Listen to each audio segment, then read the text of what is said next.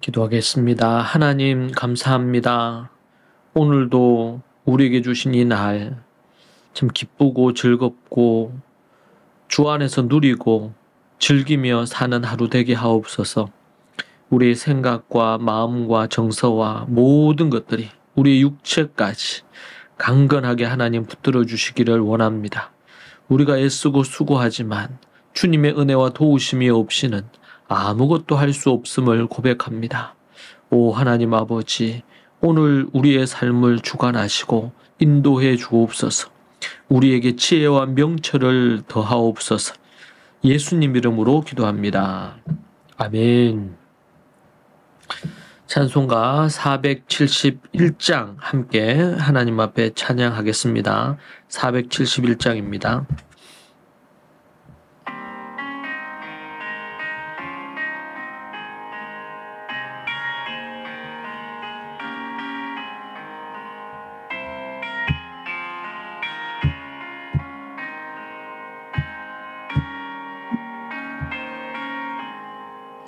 주여 나의 병든 몸을 지금 고쳐주소서. 모든 병을 고쳐주마 주 약속하셨네. 내가 지금 굳게 믿고 주님 앞에 구하오니 주여 크신 권능으로 곧 고쳐주소서. 님 뜻이라면 나를 고쳐주소서. 머리 위에 기름 붓고 날 고쳐주소서.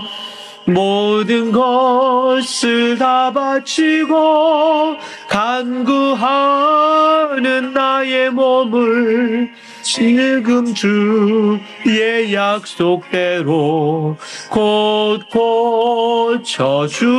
고쳐주소서.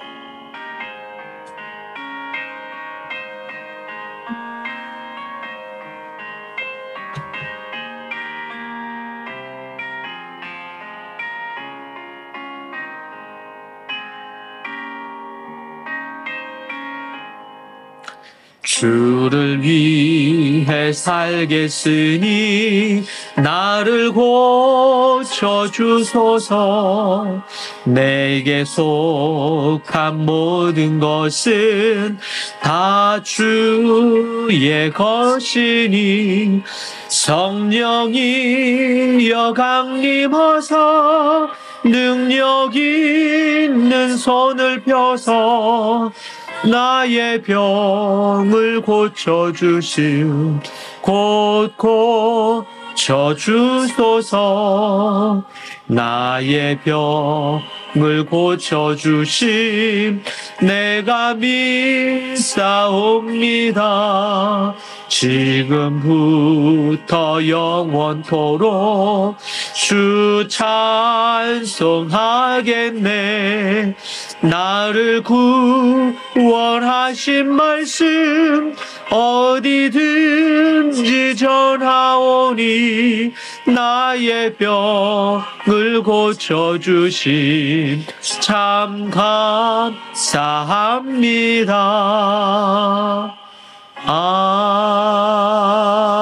아멘.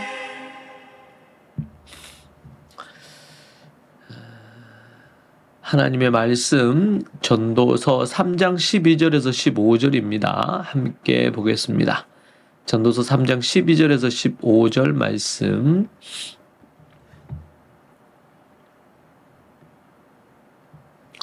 그저 사람은 기쁘게 살면서 선을 행하는 것보다 더 나은 것이 없다. 또 사람이라면 먹고 마시고 하는 일이 잘 되기를 바라는데 이것이야말로 하나님이 주시는 선물이다.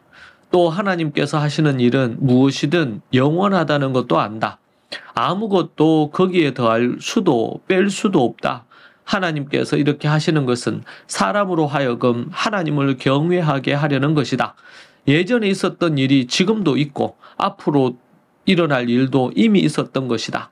하나님께서는 지나간 일을 또 되풀이 하신다.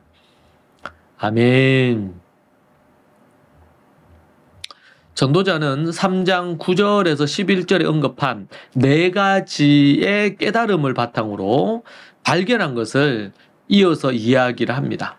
하나님께서 인생들에게 수고의 짐을 지워주신 것을 받아들이고 그런 삶 가운데서도 기쁘게 살라고 12절에서 얘기합니다.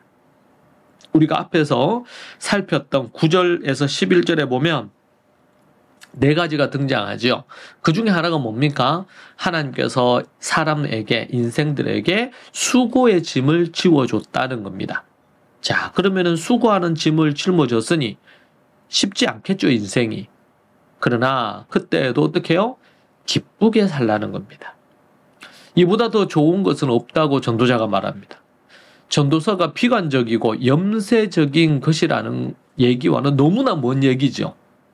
우리 현실을 인정하고 수고의 짐을 지고 가는 것이 인생이다.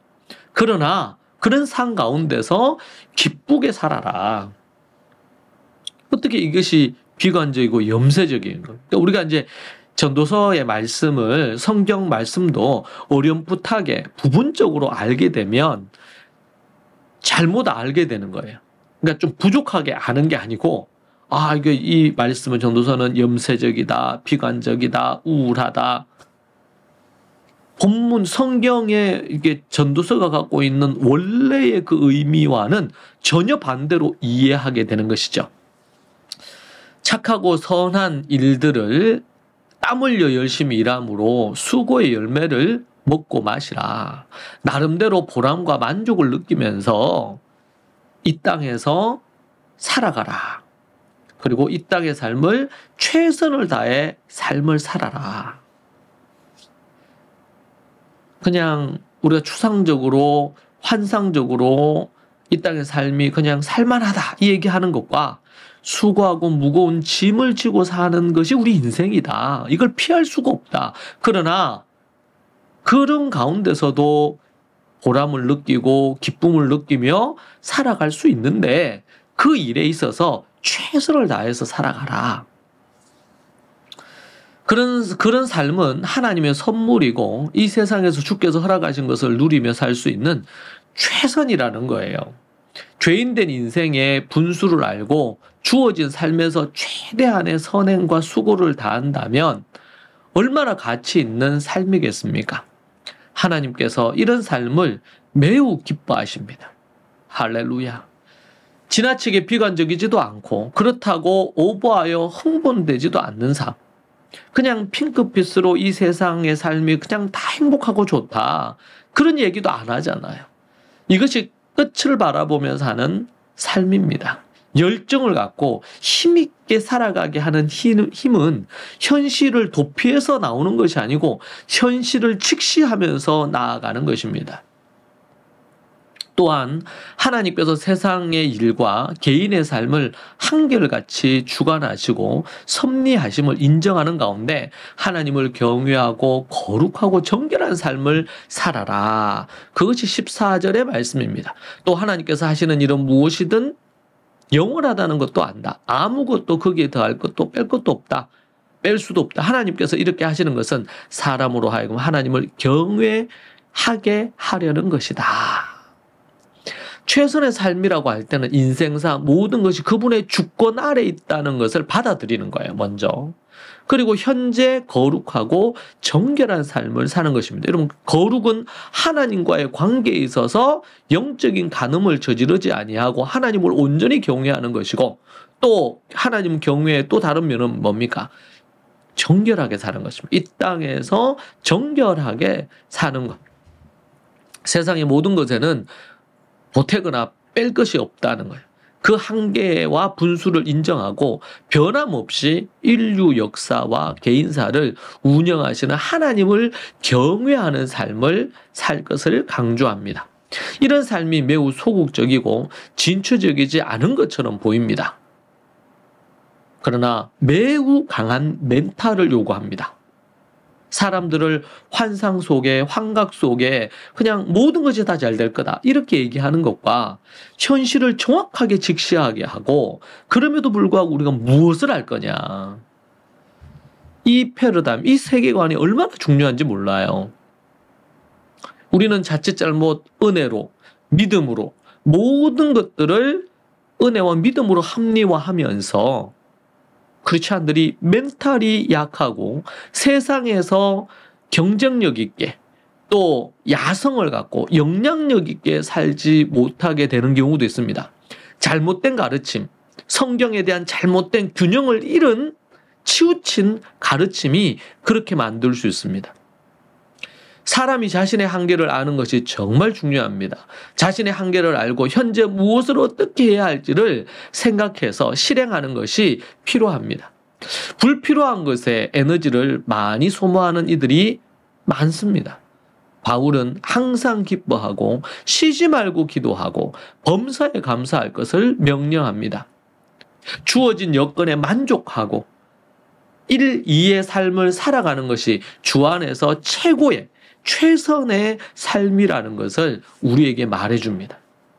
여러분, 기독교는 매우 현실적입니다.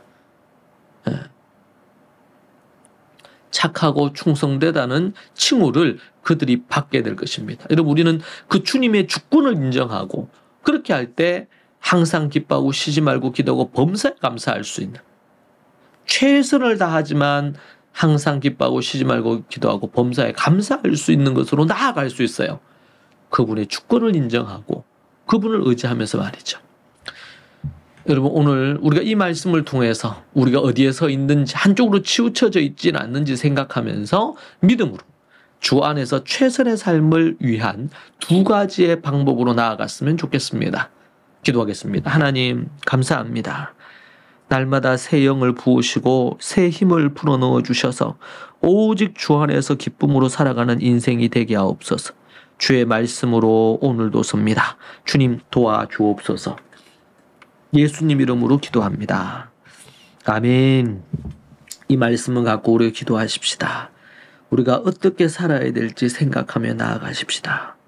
율법주의적이거나 완벽주의적이거나 그렇게 살지 않도록 살아가십시다. 함께 우리 기도하겠습니다.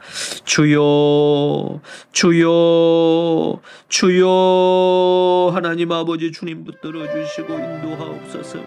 은혜와 능력 가운데 부어주시고 성령을 내려 주시옵소서. 아버지 하나님, 아버지 하나님,